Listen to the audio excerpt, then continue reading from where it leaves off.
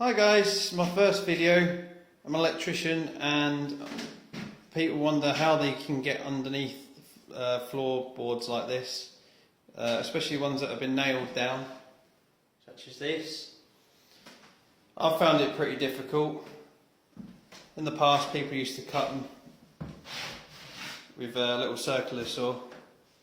Obviously I find that a bit difficult because you don't know whether or not there's any pipe work or any electrical cable or anything like that that's being exposed. When you go through that, it's going to cause you a world of problems.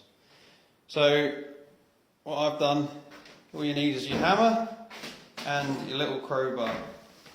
Now this one's the one that you need really, because it's got a nice point on the edge there, and what that does, it goes straight into the screw, and you can just pry it straight up.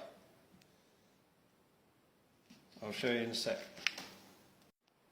So as you can see, I've basically hit this position. So it gets underneath the actual screw itself, or the nail, and you want to just pull it.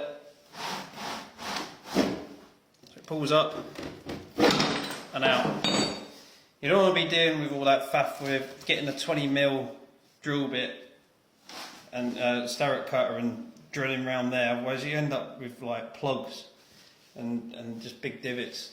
This is fine. Once the underlay is on top of it, you won't even feel it.